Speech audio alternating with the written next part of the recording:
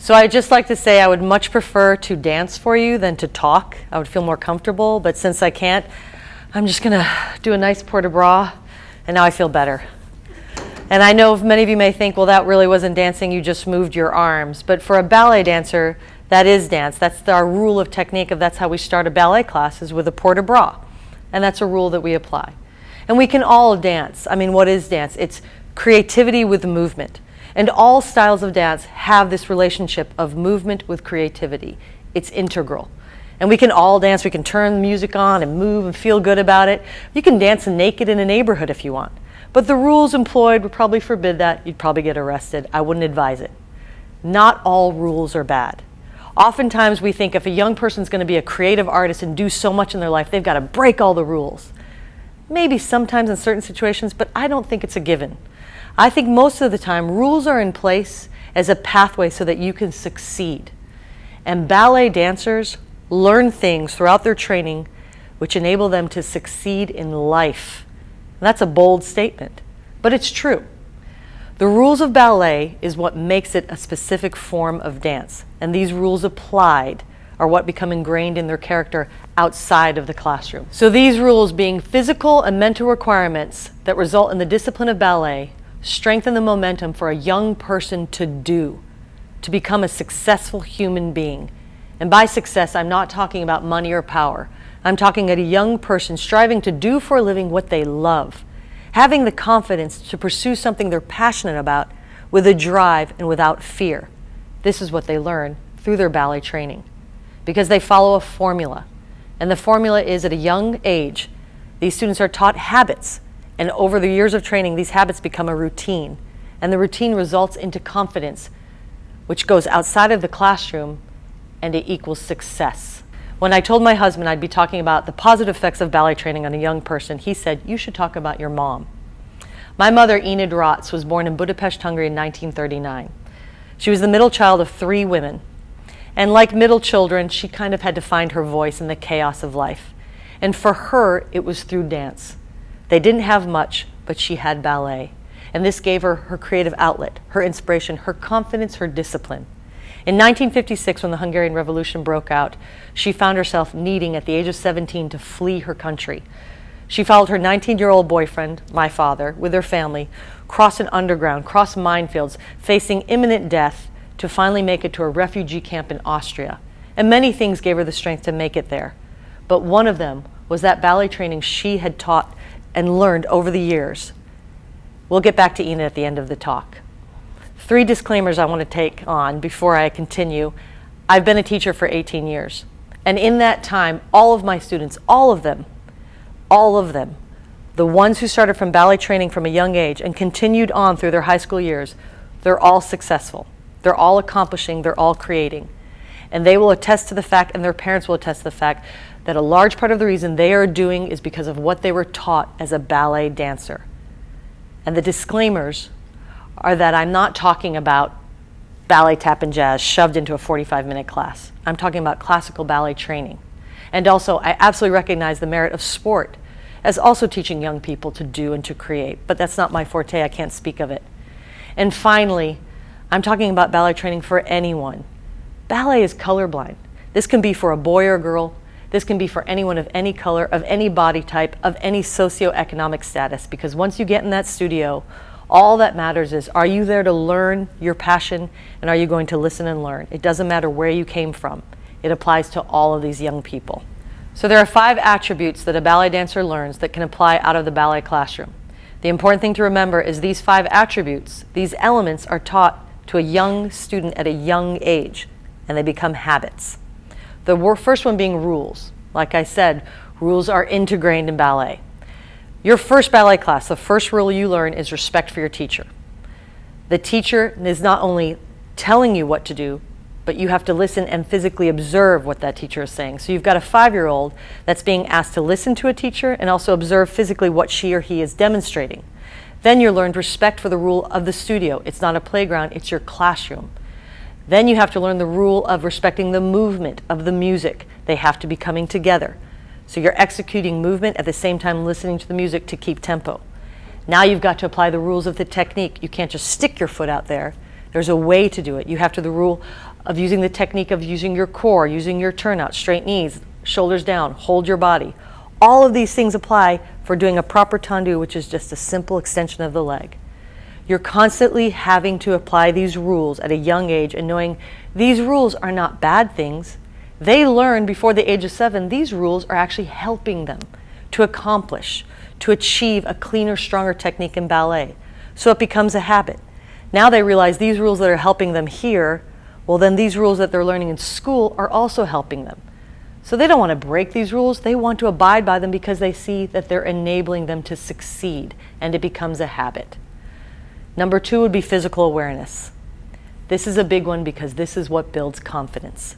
Can you think of anything more important for a young person to learn, especially a young girl, than respect for your body? You learn that respect for your body, and then you're going to demand someone else to respect your body. A common myth in ballet is that dancers abuse their bodies. That's like saying any athlete abuses their bodies. Is it physically challenging and demanding? Absolutely. But it's teaching you mental and physical strength, and that's a good thing. These dancers learn at a very young age, before the age of 10, that their body is their instrument. It's their tool. This is what we use to dance. Our brain, our body together, mentally and physically working together, and you gain this respect for your body. And it doesn't matter what body type. So you get this young dancer coming in, maybe shy and intimidated, and slowly through their ballet training, they're learning to be long and strong, and they're learning to be comfortable in their body because they're learning how to control their body at a young age. So now you've got a young person learning this confidence, this physical confidence, then they go into their schoolroom and they've got this comfort in their body. Many of my dancers say that they'll be walking in a hall and someone will think, oh, she walks or he walks so snotty, he must be full of himself because of the way they walk. And I say to them, how great is that? Can you think of anything better than someone observing you thinking that person must be so full of themselves because of the way they walk? That's a great thing because that's not arrogance. That's not a self-inflated ego. That is confidence.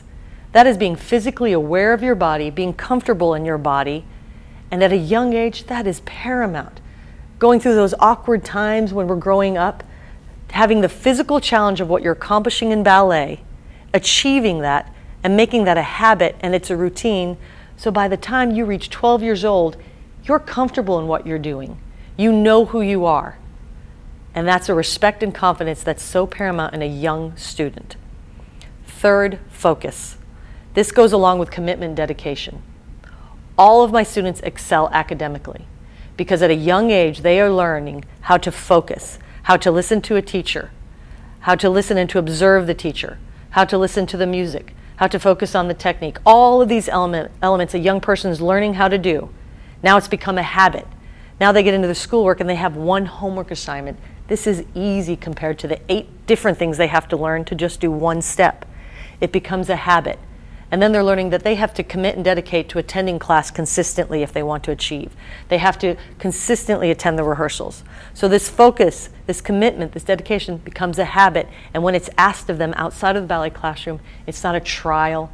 It's not an awful anxiety-ridden event in their life because they've already been accustomed to it in their ballet training and they can do that in their schoolwork. And then that surpasses and goes into their college life, into their work life, and it becomes a habit. They balance their commitment with dance with their academics, and this balancing act becomes a routine for them, and they can do it easy by the time they reach the age of 18. Then there's sacrifice. Sacrifice gets a bad rap. Lots of time we think it's a negative word. Most parents today don't want their children to sacrifice anything. We want them to do everything. They're going from this activity to this activity, and I think that's actually a bad thing. Because you have someone maybe mediocre at 8 different things instead of excelling at 1 or 2 things. Sacrifice, as adults, we all know, it's a fact of life.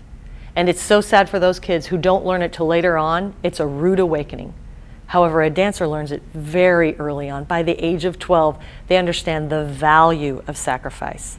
And when I say sacrifice, I'm talking about being able to sacrifice doing this so that we can commit to achieve this. That's a great lesson for a young person to learn before they even hit college.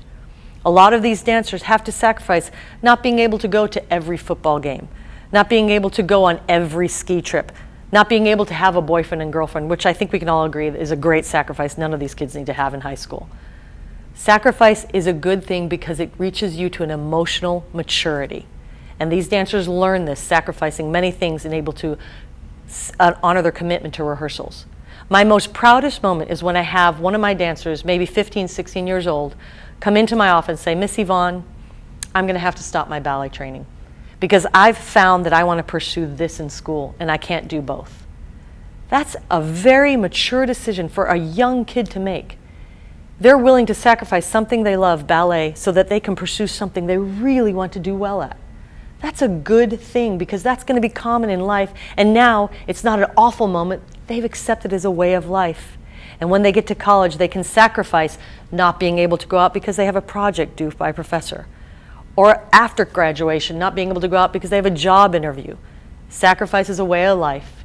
It's a valuable lesson, and these kids learn it at a young, early age, and they're prepared for it. Teamwork, bonding. Normally you would think, well, that would be a football team or a basketball team. But the core of dancers that work together in a company setting, that is a strong team. Because you have a group of kids who have been working together, sharing the same sacrifice, the same focus, the same value of commitment and dedication, from the same classroom, working up into where they're in a company. And they're working together as a group. And they have that same respect for each other as dancers. And you've got these same kids working on a production. And they're working on stage together, respecting each other physically. And now they're also respecting each other on the stage or in backstage with the technical crew, with the lighting designer, the stage manager, the costume mistress, the choreographer. All of these people are working together as a team, and the dancers, these kids, respect that team. And what's important to note is this team is not working together to beat another team or to get a trophy. They're working all together to create this beautiful piece of art that's going to be performed on stage. And they all took part in it to create this common goal. So they understand the value of teamwork. And these same kids will go into college and work together on a project and value that teamwork. These same kids will go outside of college and get a job and maybe work on a focus group or something for a project. And they've already learned the value of teamwork, of what they can present together without that sense of beating someone else, but working together to create something fantastic. There are a lot of things important about ballet that's taught, and one of my favorites is that in ballet, not everyone gets a trophy. It's hard work. As the legendary ballerina Anna Pavlova said, God gives talent, but work transforms talent into genius. And nothing could be more true. So now we're back to Enid. A 17-year-old refugee in the Austrian camp now has to get on the boat and go to London and live in a refugee camp. Her boyfriend continues in medical studies. She's trained as a nurse. They get married. He gets his residency in Syracuse, New York. Now she's moving in her 20s to a whole new way of life, a new country, a new culture, a new language. They have 4 children, and within all of this, she has come back to what has defined her, dance. She starts choreographing. She starts teaching. She's taking dance. She gets kids in the community to perform and choreograph a Hungarian folk dance group, and they perform at the Festival of Nations. She gets an award for her choreography. And now they move to Lubbock, Texas in 1977, and there she continues her passion for dance, creating costumes for the ballet. She was instrumental in building the ballet that is now thriving here. Again, she's choreographing Hungarian folk dance groups, working for the ballet. All along, my brothers and I have seen my mother as this confident, strong woman who is defined by her passion for dance, and she instilled that in us. And if all of that love for dance can do that for a 17-year-old refugee in 1956 Hungary, imagine what it can do for a kid today. Imagine what it can do for our world leaders. Because as the playwright Molière said, all the ills of mankind, all the tragic misfortunes that fill our history books, all the political blunders, all the failures of our great leaders have arisen merely from the lack of skill at dancing. So maybe a politician should take a ballet class. Thank you.